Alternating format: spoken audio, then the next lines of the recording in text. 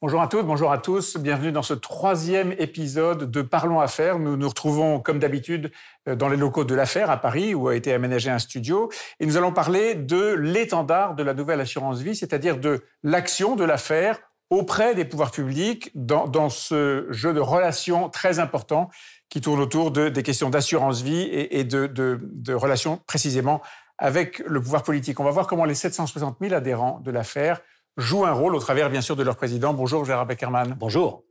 Comme d'habitude, dans cette émission, on regarde une une que vous avez choisie et que vous allez commenter.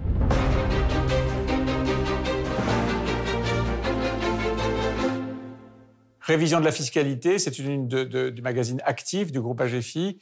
L'Affaire monte encore au créneau. Le mot important, c'est encore, peut-être. Encore, et je dirais toujours. Ce serait le meilleur adverbe. Oui. L'étendard, non, je n'aime pas beaucoup l'expression étendard, parce que quand on prend un étendard, c'est pour attaquer. J'aurais préféré le bouclier, pour se défendre. Alors pourquoi est-ce que vous êtes monté au créneau? Pourquoi est-ce qu'il fallait se défendre? Parce que l'assurance vie a été attaquée. Elle représente une richesse considérable, qui est à peu près 80% du PIB de la France, 1 800 milliards d'euros. Et bien évidemment, les élus de la République sont souvent, mais pas tous, sont souvent tentés d'aller piocher dans ce trésor. C'est un classique, en effet. Et qu'est-ce qui s'est passé? Quel a été le motif de cette montée au créneau? Nous sommes intervenus, notamment la dernière fois, c'était à la fin du mois de novembre, début décembre, lorsqu'il y a eu des tentatives de s'attaquer, qui étaient venues du MoDem d'ailleurs, de s'attaquer une fois de plus à la qualification juridique du contrat d'assurance vie, notamment son caractère aléatoire, en tentant, avec des amendements assez pernicieux d'ailleurs, un peu confus, de réintégrer aux successions, la valeur de rachat des contrats d'assurance vie au bénéfice de son conjoint notamment. Ce qui en vidait une partie des avantages, évidemment. Ah oui, c'était très grave, puisque c'était une remise en cause du statut juridique, allant même jusqu'à retravailler le code civil, puisqu'il s'agissait pas moins que de réintégrer dans les successions le contrat d'assurance vie. Et donc, vous vous êtes mobilisé? On s'est mobilisé, notre voix s'est fait entendre. Nous avons agi avec une grande force pour que les députés, en première lecture, puissent renoncer à ce projet. D'ailleurs, ils n'y ont pas renoncé, mais ils n'ont pas eu la majorité. C'est ce que nous demandions. Le gouvernement, de toute manière, ne suivait pas forcément cette initiative du MoDem. Oui, mais il y a des expériences, des cas dans l'histoire des institutions parlementaires, où même lorsque l'exécutif n'est pas très chaud, les élus parviennent à faire triompher leur point de vue. Eh bien, on va le voir tout de suite avec un élu, un expert qui va venir témoigner du rôle des politiques et du rôle de l'affaire avec les politiques. On se retrouve tout de suite.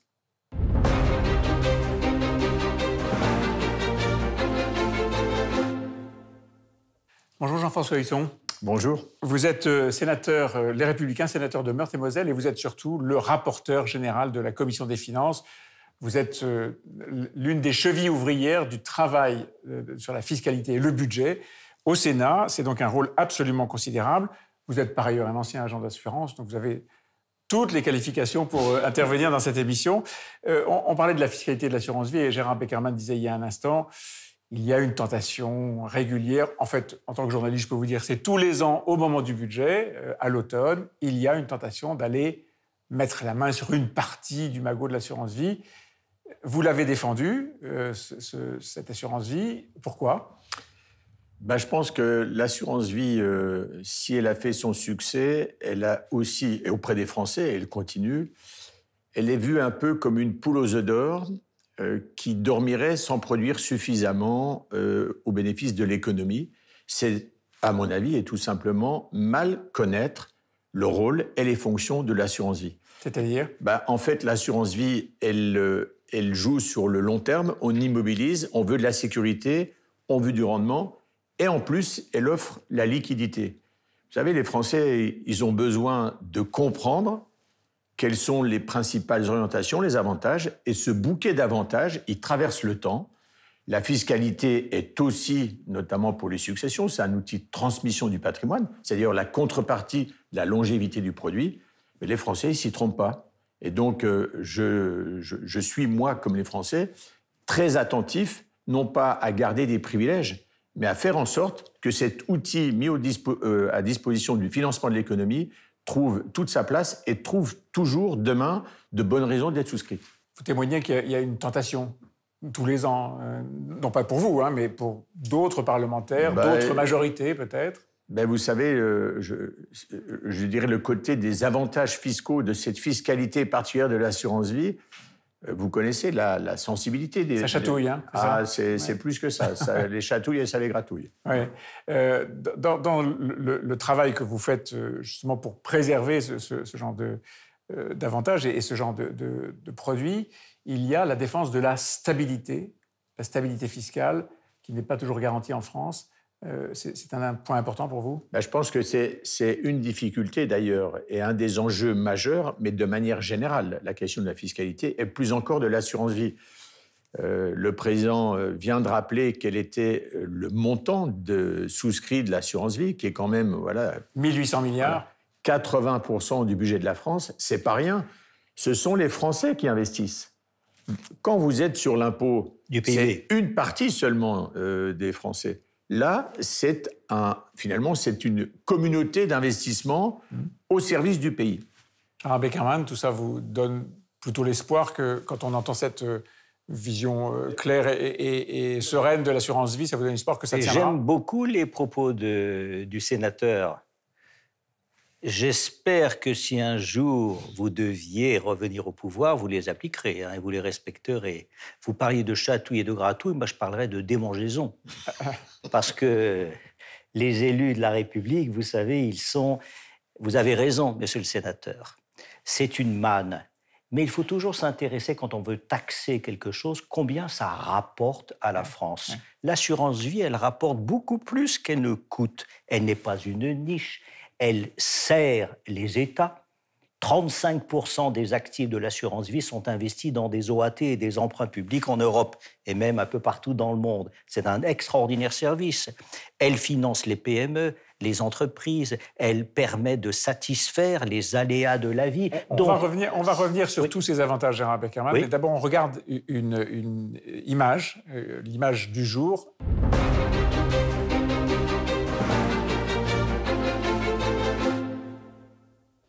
C'est vous qui l'avez choisie. C'est une image qui est très connue dans l'univers de la finance. Vous reconnaissez cette petite à face au taureau à Wall Street. Elle est dépourvue. Moi, je serais plutôt à droite, vous voyez. Et puis... je vous demande pas de à dire part qui monsieur est le sénateur, les élus, ce serait plutôt ceux de gauche, ceux qui attaquent, ceux qui nous font du mal, ceux qui tentent de nous faire du mal. Mais je suis heureux d'écouter aujourd'hui dans la bouche de monsieur le sénateur des propos rassurants. C'est important. Et c'est une mission. C'est la mission de l'assurance vie, elle a pour contrepartie la mission des élus qui doivent respecter 25 millions de Français qui ont épargné toute une vie pour mettre des économies de côté. Et ces économies, elles profiteront à tous ceux qui nous sont chers lorsque nous ne serons plus là. Jean-François Husson, Gérard Beckerman évoquait il y a un instant les différentes facettes de l'assurance vie et ses différents avantages. Il y a un rôle social de l'assurance vie qui est évidemment très important. Comment est-ce que vous le voyez ? Le rôle social, d'abord, il est dans l'ouverture et la souscription possible pour tous les Français, avec des avantages équitablement répartis. Et puis, il y a le financement de l'économie. Et dans le financement de l'économie, il y a évidemment des actifs, mais les actifs, ils ont des valeurs diverses. Et quand on regarde, par exemple, la nécessité d'ouvrir l'assurance vie, ses produits supports, aujourd'hui, il faut les faire évoluer. Et l'évolution, elle doit être aussi auprès d'unités de compte derrière lesquelles on donne de plus en plus de valeur. Et enfin, et peut-être, moi je me souviens que dans le cadre de la loi Pacte, j'avais souhaité également que l'on puisse ouvrir sur un certain nombre de produits de placement de nouvelles fenêtres autour du financement de la dépendance. Non pas uniquement avec l'assurance dépendance, mais justement avec des produits d'assurance vie où vous pourriez jouer avec des options de sortie pour des cas importants, justement, de perte d'autonomie, plutôt que le terme prévu, ici sur une retraite, ou de conserver. Je pense que c'est important. Et votre souhait a été suivi, des faits ? Non. Non ? Donc c'est un combat à mener encore. Voilà, ben, c'est un combat à mener encore parce que je pense que l'avantage de l'assurance vie, c'est que les souscripteurs financent et participent. Finalement, c'est l'économie privée qui participe aux côtés de l'État. Et c'est ce dont on va avoir besoin dans les mois et les années qui viennent. Un rôle social de l'assurance vie, Gérard Beckerman? Tout à fait. Moi, je vote pour vous comme ministre, si vous continuez à maintenir de tels propos, parce qu'ils sont... Et j'aime bien votre idée que l'assurance vie, c'est une épargne populaire. Vous avez dit démocratique. Elle s'adresse à tous les Français. Mais quand on est ministre des Finances, on n'a pas vocation à taxer le peuple. Il faut le respecter. C'est une question de dignité. On ne va pas taxer un trésor public. Et c'est une très bonne idée que je reprendrai, si vous m'y autorisez. C'est-à-dire, c'est une épargne aussi populaire que le livret A. On ne taxe pas le livret A, on ne doit pas taxer l'assurance vie. Alors, vous avez évoqué l'un et l'autre l'avantage, enfin le rôle dans l'investissement actif de l'assurance vie. On a aujourd'hui un défi à relever qui est la relance de la France, le redressement du pays après la crise sanitaire et l'effondrement de l'économie l'année dernière, une économie qui a bien du mal à se redresser. Est-ce que l'assurance vie peut jouer un rôle? Est-ce qu'on peut mobiliser des fonds de l'assurance vie, les flécher précisément vers des causes qui seraient liées à la relance?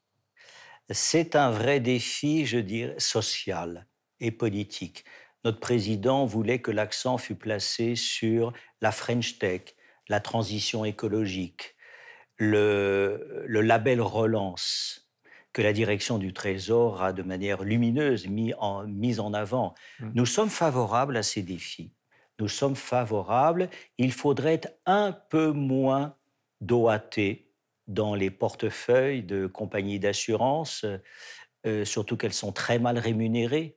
Et il faut qu'il y ait un pouvoir d'achat décent de l'assurance vie. Jean-François Husson? Je pense qu'il y a un enjeu. Moi, j'y ajoute un enjeu. Alors, j'ai parlé de l'investissement responsable, oui. Mais j'ajoute surtout tout ce qui touche aux enjeux écologiques. On va avoir devant nous un défi climatique, et je pense qu'on a déjà une dette climatique à résoudre. Aujourd'hui, il faut que dans les actifs, dans les unités de compte, de plus en plus, il y ait ce que j'appelle un vrai verdissement. Ça veut dire que c'est un changement de valeur, c'est un changement de logiciel. Ça aidera d'ailleurs, par l'assurance vie, le monde de l'assurance, dommages, responsabilité, à évoluer. Il y a de nouveaux risques sur lesquels il faut travailler pour essayer de trouver les bonnes modalités. Le ministre des Finances, Bruno Le Maire, dit qu'il faut suivre deux grands piliers, en tout cas reconstruire autour de deux grands piliers, la digitalisation et le verdissement, la décarbonation de l'économie. Il a raison? Absolument. Je pense que, moi, je mets en priorité plutôt le verdissement de l'économie parce qu'il faut vraiment changer de braquet à ce niveau-là. Je pense que les Français, aujourd'hui, sont encore par trop dans l'incantation et je fais confiance au monde de l'assurance, au monde économique et aux entreprises parce qu'elles n'ont pas d'autre choix aujourd'hui. Écologie, c'est ça, Gérard Beckerman? Écoutez, les deux piliers du ministre, il oublie le meilleur, le troisième. On ne peut pas flécher l'assurance vie, et je partage et j'adhère aux propos du sénateur, uniquement vers le climat, la transition écologique, uniquement vers la French Tech, les nouvelles technologies. Il faut en profondeur restructurer, je dirais, la finalité par rapport à l'investissement socialement responsable, par rapport à la gouvernance, mais je dirais aussi par rapport à ce qui est bon pour les épargnants. On a le sentiment que pendant un demi-siècle, l'argent de l'assurance vie aurait été mal géré. C'est faux. Il a été bien géré dans l'intérêt des épargnants. Il faut maintenant que l'assurance vie se mette au service de la cité. Et pour qu'elle se mette au service de la cité, il faut qu'elle soit respectée, c'est-à-dire ne pas la fiscaliser. Respectée par les pouvoirs publics. Alors justement, regardons une parole d'adhérent, c'est la tradition maintenant dans notre émission, un adhérent qui a pris conscience de l'importance du rôle de l'affaire dans sa relation avec les pouvoirs publics.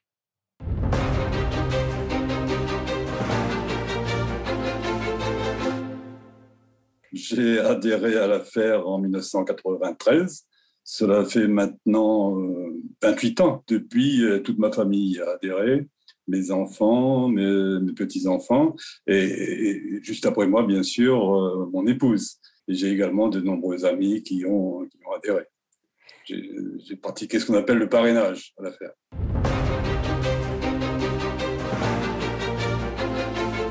L'affaire, pour moi, c'est une référence. Pas que pour moi, je crois que pour la presse financière, pour beaucoup de conseillers, c'est une référence en matière d'assurance vie. Et l'affaire a été une pionnière dans le cadre de la souplesse du contrat, des conditions de fonctionnement du contrat.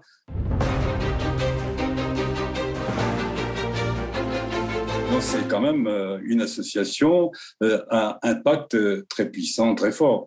Et dans la mesure où les dirigeants de cette association ont la capacité de faire valoir les avantages de leurs adhérents, c'est un interlocuteur privilégié pour les pouvoirs publics. C'est un interlocuteur qui doit être écouté et entendu des pouvoirs publics parce que cela concerne de nombreuses personnes qui sont prévoyantes quant à leur avenir.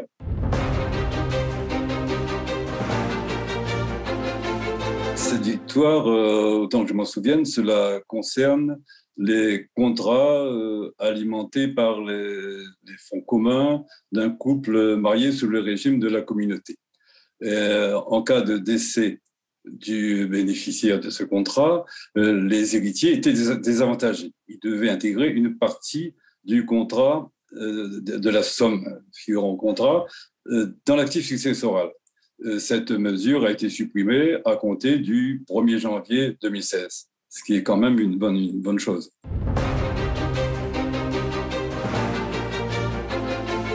Qu'elle défende ses épargnants, bien entendu, et qu'elle défende leurs intérêts et qu'elle s'adapte au contexte financier, fiscal, juridique, et qu'elle défende le statut de l'assurance vie, qui est quand même, l'assurance vie, c'est quand même un outil important et auquel les épargnants se sont habitués, et c'est un outil de gestion de leur avenir.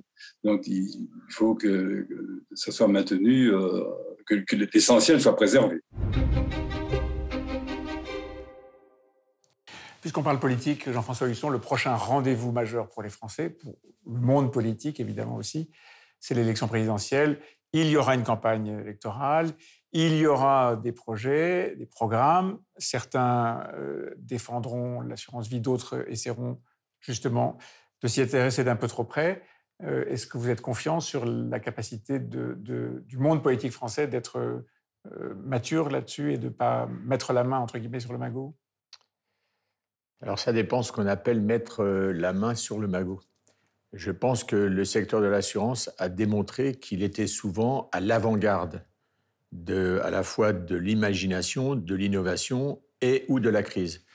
Mais pour tout dire, le magot, parfois, et on l'a vu dans la crise sanitaire, il y a eu des tentations. J'ai fait partie de ceux qui avaient imaginé éventuellement une taxation exceptionnelle au cas où il y ait des profits exceptionnels. Et ce qu'il faut pour demain, c'est replacer le rôle de l'assurance comme étant un des réacteurs d'une nouvelle dynamique économique des Français et de notre pays au service de sa réussite. Et ça, parce que vous avez été agent d'assurance, vous savez que c'est ce que les épargnants attendent ? Et vous savez, les épargnants, ils attendent quoi ? De la transparence, du rendement. Ils veulent donner aujourd'hui davantage de sens à leur épargne et surtout, derrière ces 3 items, il y a une relation qui est la même qu'en politique, c'est la confiance. La confiance qui est un élément clé dans le contrat à faire, Gérard Beckerman. Vous connaissez maintenant la tradition, 60 secondes pour conclure, pour ramasser en quelques mots le message que vous voulez porter au nom des adhérents vers les pouvoirs publics.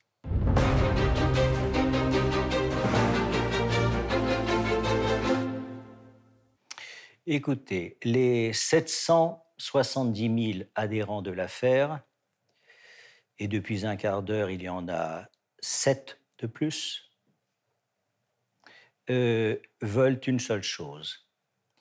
Ils veulent des principes, la transparence, la clarté, le rendement, le respect d'une parole donnée. Les années 2020, incontestablement, sont des années où de grands défis sont devant nous. L'assurance vie, elle est prête à assumer sa mission de service public, sa mission pour se mettre au service d'une France qui est prospère, mais il y a un prérequis. Nous serons d'autant plus mobilisés pour aller vers ces secteurs si les règles juridiques, fiscales et sociales sont préservées. Et sont stables. Merci beaucoup, Jean-Albert Carman. Merci, Jean-François Husson, d'avoir témoigné du rôle des pouvoirs publics et de votre rôle particulier, vous, rapporteur général du budget de la Commission des finances au Sénat. Merci à tous les deux. Merci.